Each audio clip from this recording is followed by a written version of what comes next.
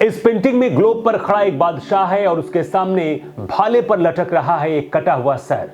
बादशाह तीर से सर पर निशाना लगा रहा है और तस्वीर में जो बादशाह दिखाई दे रहा है वो मुगल बादशाह जहांगीर है। जिस सर पर मुगल बादशाह जहांगीर निशाना लगा रहे हैं वो सर एक गुलाम का है, लेकिन गर्दन से अलग होना तो दूर, ये सर कभी जहांगीर के आगे झुका भी नहीं। ये सर एक ऐसे गुलाम का है जो मुगलों को दौड़ा दौड़ा कर इतना मारता था कि मुगल बादशाह कुछ इसी तरह से तस्वीर में निशाना लगाकर अपनी हसरत पूरी कर लेते थे। नमस्कार, मैं हूं राहुल पांडे और आज की कहानी है एक ऐसे गुलाम की जिसका सर काटने के लिए मुगल बादशाह सपने देखा करते थे, लेकिन यह सपना कभी पूरा नहीं हुआ। यह कहानी है मलिक अंबर की। ये वही मलिक अंबर हैं जिसके साथ मिलकर शिवाजी के पिता भी मुगलों से युद्ध लड़े थे।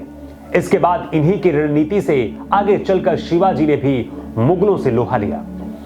मलिक अंबर की कहानी की शुरुआत होती है अफ्रीका के एक देश इथियोपिया से। इथियोपिया के लोगों को गुलाम बनाकर तब बेचा और खरीदा जाता था। अरब के खरीदार इन गुलामों को हबशी कहते थे। मलिक अंबर का बचपन का नाम था चापू। चापू को बचपन में ही उसके माँ बाप ने बगदाद के बाजार में ले जाकर बेच दिया था।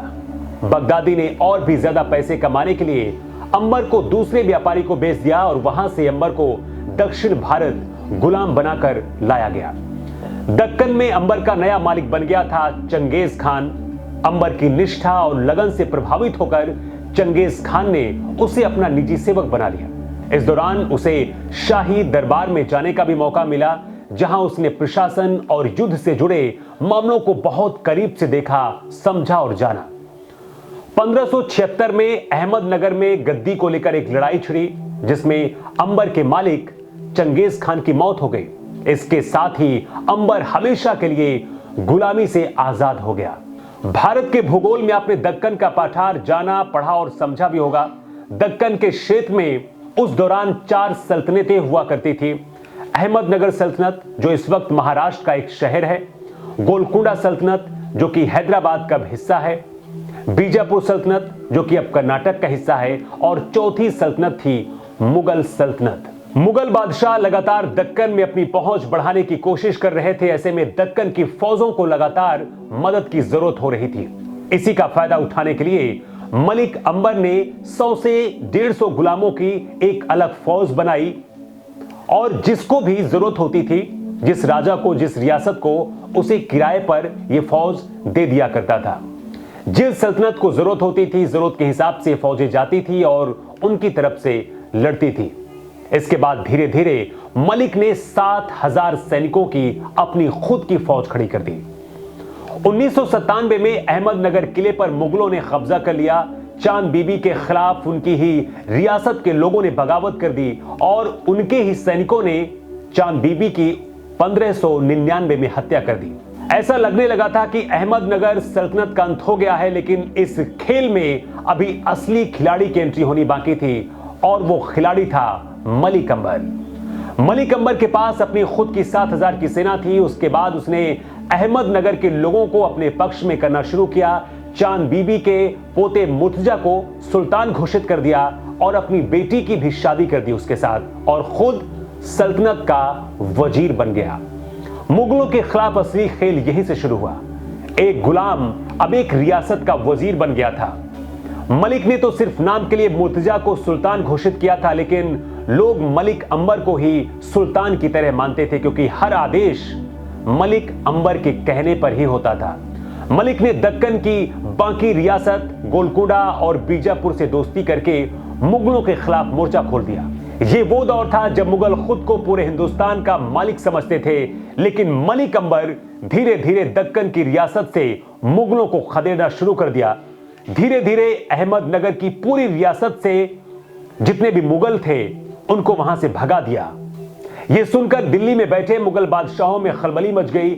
मुगलों के मुकाबले अंबर की सेना 1/3 भी नहीं थी, लेकिन अंबर खुद एक गुलाम था। यहां तक पहुंचने के बाद वो हर पैतरे समझ चुका था, इसलिए मुगलों से बहुत ही सावधानी से और अपनी पूरी रणनीति से लड़ रहा था। मुगलों ने जितनी बार घुसने की कोशिश की, उतनी बार मलिक अंबर ने मुगलों को दौड़ा दौड़ा कर मारा।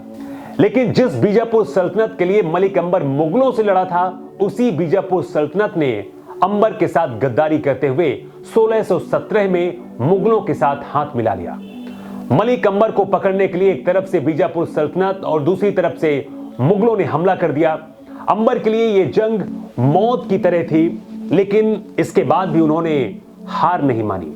मलिक ने बीजापुर और मुगल सेना को एक साथ अपनी रणनीति से हरा दिया। इस युद्ध में शिवाजी के पिता शाही जी भी मलिक के साथ लड़ रहे थे।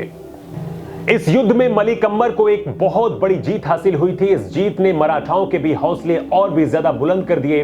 आगे चलकर मराठाओं ने मुगलों से और भी खतरनाक तरीके से लोहा लिया और मुगलों को भगाने के लिए इस युद्ध में मलिक अंबर को एक बहुत बड़ी जीत हासिल हुई थी। इस जीत ने मराठाओं के हौसलों को बहुत तेज कर दिया था।